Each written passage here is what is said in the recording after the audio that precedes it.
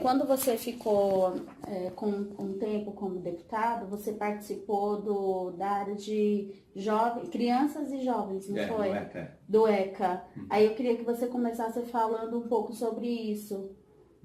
Para poder ficar registrado porque às vezes fala, Bispo G vai jogar deputado. Pensa que você não tem nada a ver com educação, mas você tem e muito, né? Não, temos sim. Inclusive, eu fiz parte do ECA, né, do conselho. Começou já? E ali nós vimos, assim, muitas coisas que são importantes para a proteção das nossos jovens, tudo, né? Um estatuto muito bem composto da criança e do adolescente, mas que falta uma adaptação àquilo que é a realidade brasileira.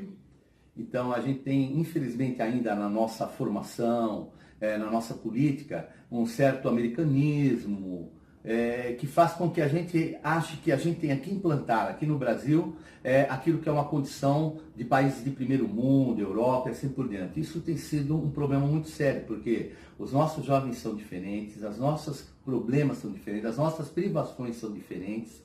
E eu acho que mesmo o ECA ele tem que ter uma nova reestruturação.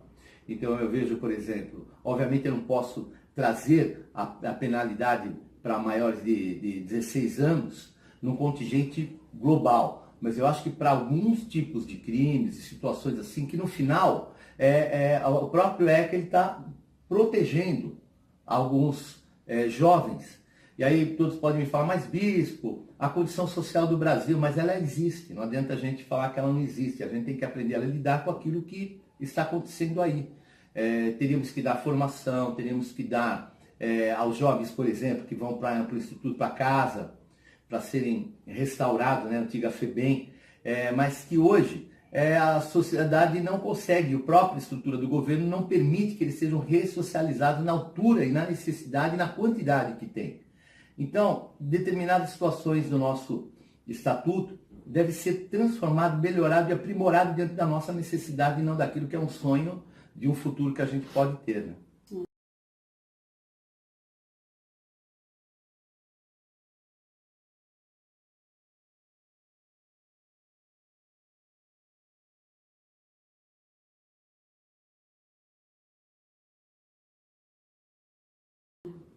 Bom, aqui com o Bispo G nós vamos falar agora também, ele falou um pouco aí da parte, por conta dele ter trabalhado na política, né, como deputado, né, então ele participou, né, com os jovens e crianças, e sobre ensino religioso e grupos religiosos, né, Bispo? É um pouco aí da nossa vida.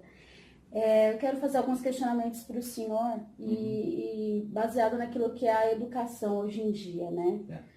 As competências do ensino religioso, conforme a BNCC, ela tem um aspecto e a estrutura diferente de tradições, movimentos religiosos, filosóficos de vida, e a partir do pressuposto científico, filosófico, estético e étnico. E, assim, existe todo esse direcionamento para o ensino religioso, conforme a BNCC. Mas, o que eu quero saber do senhor, como nós podemos, quanto educadores, ensinar sem influenciar na decisão dos nossos alunos? Esse é um problema bem difícil e sério, né?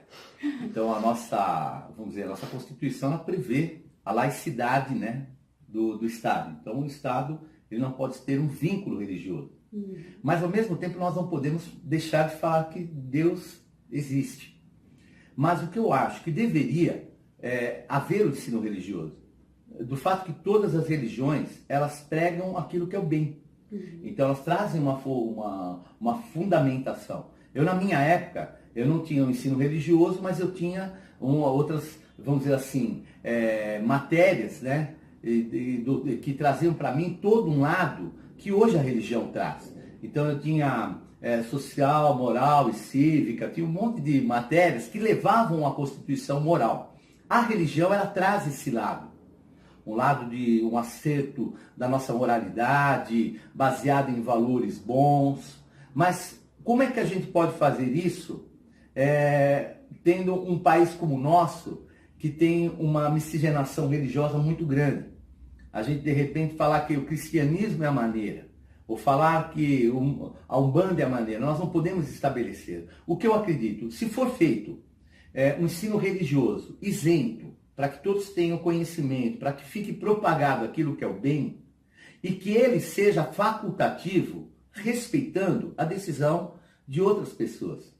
Porque senão nós vamos viver uma ditadura e, ao mesmo tempo, famílias que não vão estar bem em relação à escola, seja ela feita pelo, vamos dizer, pelo Estado, ou seja, privada, eles não vão se sentir bem. Porque eu mesmo, imagina, eu tenho uma maneira de crer. De repente eu mando para um colégio sabendo que os meus filhos vão receber uma educação, uma formação religiosa de outra doutrina. Isso não vai me deixar muito satisfeito. Eu acho que é facultativo, vai fazer a opção da pessoa e que ela seja assim realmente genérica, estabelecendo quais são os objetivos, falando de Deus e mostrando como são as religiões.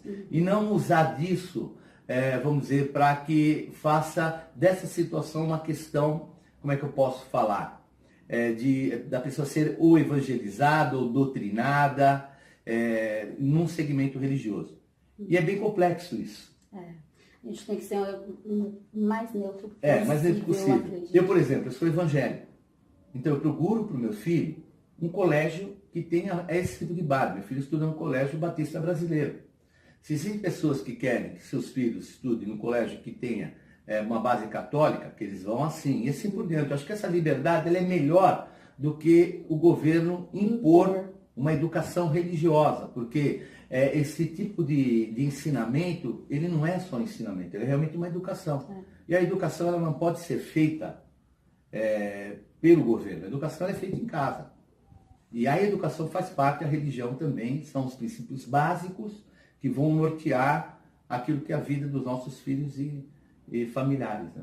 O senhor puxou aí, agora eu vou fazer aqui a terceira, porque eu tinha até pensado nisso, e olha só o que nós colocamos e propomos aqui de pergunta para o senhor. É papel da família, da sociedade ou do próprio indivíduo a formação religiosa? A escola deve mesmo interferir nessa questão? E de quem é mesmo a responsabilidade de abordar esse assunto? Porque eu já me adiantei um pouco. Foi você que se adiantou, porque hoje nós temos uma lei. Nós temos uma lei que exige essa disciplina. E aí nós somos realmente aí meio que obrigados a eu vou falar como um bispo. Se eu tiver a chance de dar uma aula num colégio e eu puder colocar os princípios que eu creio, não adianta eu falar que eu vou colocar. Não adianta falar que eu vou ser isento de colocar aquilo que eu creio. Você crê. Eu acho que esse é um perigo. Aí, sem perceber, eu posso me tornar alguém que está fazendo aquilo que nós chamamos de proselitismo, né? Que é a gente transformar alguém que é de uma outra religião e trazê-lo para a minha. Então, eu acho que a obrigatoriedade, ela deve ser, esse conceito da religião, ele não pode ser um conceito religioso. Ele deve ser um conceito de estudo das religiões. O que os índios creem, o que a religião afro-brasileira crê, o que o cristianismo, o que o catolicismo, o que o islamismo creem, a maneira que eles creem. Mas de maneira nenhuma, de alguma forma, doutrinária. Porque essa doutrina deve ser dada na família e na igreja. O local para haver uma doutrina é na igreja. É como eu falei. Para mim seria ótimo ter uma lei que colocasse que eu tenho que levar o cristianismo. Vou aproveitar, vou pregar para todo mundo. Mas será que é certo? Será que eu não vou me prevalecer? Daqui a pouco, se essa religião ela se torna a religião maior no país, eu não vou estar colocando uma ditadura como a gente vê, uma ditadura religiosa em alguns países, do islamismo e também de outras grandes religiões que a gente vê, inclusive na Europa, que de uma certa forma impede a manifestação de outras pessoas que têm bom sentimento, porque toda religião tem um fundamento bom. Quem pratica a religião verdadeiramente quer valores bons. Eu não posso privar e beneficiar um lado em detrimento do outro. Mas eu não posso também fechar, vamos dizer, esse discurso simplesmente falando que o ensino não deve trazer nada sobre religiões. Eu acho que faz parte da cultura. Faz parte da cultura, faz parte do nosso dia a dia, e a gente tem que aprender a conviver com isso. E até a conviver com pessoas de outra religião.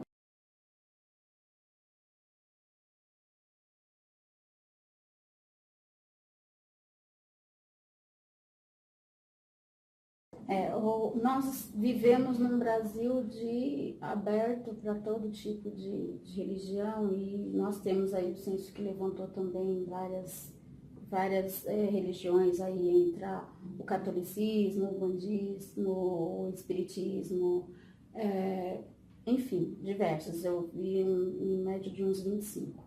A questão a prática da intolerância, falando aí dos grupos religiosos, ainda ela é muito viva no nosso, né? Ainda acontece demais, né? E como que nós podemos trabalhar, como que nós podemos trazer um entendimento aos nossos alunos, aos nossos, né, o futuro da nação, que é os jovens, para não ter essa intolerância e assim prevalecer. Assim como você trabalhava com essa pessoa, né, que independente da crença de vocês, existia um respeito, existia a maturidade espiritual. Como que nós, como profissionais da educação, podemos trabalhar com os nossos alunos para que isso não aconteça? É importante que vocês tenham a visão da laicidade do Estado, mas também há um outro lado da nossa Constituição, que é a liberdade de culto. Então, eu acho que assim, essas duas premissas, se elas puderem caminhar juntas, porque de qualquer forma, toda religião, ela tem um objetivo bom, independente da maneira que ela é pregada, tanto que a nossa igreja ela não usa do altar para falar contra uma outra maneira de pregar que não seja nossa. Eu acho que assim, nós temos que apresentar, nós temos, vamos dizer, uma vitrine que a gente vai oferecer alguma coisa. Agora, só quem quiser experimentar é que vai saber se aquilo que tem na vitrine é bom ou não. Mas eu não posso supor que todo mundo venha experimentar aquilo que eu quero. E ao mesmo tempo eu não posso tolher as outras pessoas de experimentarem. Porque isso pode funcionar ao contrário. Nós vivemos num país em que as minorias, por incrível que pareça, elas são privilegiadas. Desculpe. É uma realidade desse país. E isso é até algo normal, né, do ser humano. Então, foi feita uma pesquisa em que colocavam assim, né, um país que era uma ilha grande e um país que era bem pequenininho. Se houvesse uma guerra entre esse país, qual lado você tomaria? E todos são unânimes. É dessa ilha menorzinha, porque a nossa tendência é sempre favorecer aquilo que é o menor. Mas nem sempre a minoria é aquilo que é melhor. Então a gente vê hoje uma ditadura muito forte do homossexualismo, que nos causa um dano muito forte, não sou preconceituoso, pelo contrário. Nós temos pessoas na igreja que eu mesmo já liderei, acompanhei, ajudei, sem crítica, sem qualquer tipo, acompanhando para que a pessoa fique no centro da vontade de Deus e faça a sua opção. Agora, nós somos levados, muitas vezes, a fazer o que um grupo menor, que se coloca muitas vezes com o sentimento de vítima, esteja ferindo princípios até de família. Conceitos muito importantes. Então a gente tem que tomar muito cuidado, porque nem sempre o menor é o que é menos privilegiado. Ele pode usar até disso como uma força contrária. Então hoje a igreja evangélica não é hoje um pequeno grupo, é um grande grupo. Hoje nós já somos 30% praticamente da população. E nós temos que tomar cuidado com isso. Para nós não nos tornarmos também ditadores de uma maneira de ser. Porque o evangelho é alguma coisa que a pessoa tem que desejar. Não pode ser uma religião. Ela não pode ser uma religião. A religião é alguma coisa que de repente a pessoa impõe. E a pessoa tem que ficar porque a família nasceu, o pai teve, o filho, e tem que continuar na religião. Eu acho que a decisão espiritual ela deve ser individual. E vocês, como futuras professoras, diretoras, têm que dar essa liberdade de acolher aqueles que têm, às vezes, uma minoria. Nós temos hoje uma minoria que é o islamismo. Por incrível que pareça, no nosso país é minoria. Mas em muitos países eles já, até da Europa, se estão transformando em maioria. A gente tem que aprender a lidar com eles. Não no aspecto de crítica, colocando eles como anticristos, mas entendendo aquilo que é o sentimento deles. Eu acho que a palavra mais importante para hoje em dia, para o nosso país, é a intolerância. A tolerância, desculpe. Porque quando nós somos tolerantes, nós estamos abrindo para a verdadeira religião. Que é a religião de receber a pessoa naquilo que ela deseja, de ser transformada. Eu tenho um caminho, meu caminho é Jesus Cristo, mas outros têm outros caminhos. Cada um vai ter o seu. Eu acho que o caminho mais certo e mais correto é o que vai prevalecer. e a gente tem que estar preparado para ensinar muitas vezes isso e tolerar aqueles que têm uma forma diferente, né, de crer. Bom, é isso aí, Bispo G. É uma situação que nós vivemos todos os dias. Vai fazer parte, né, da nossa profissão aí daqui a 1 ano e meio. Eu quero agradecer o privilégio de estar com a senhora hoje de manhã. Obrigado pela oportunidade, por esse espaço que o senhor abriu. E bora, né, trabalhar com os nossos jovens, nossas crianças e realmente praticar aí o respeito e a tolerância para cada um.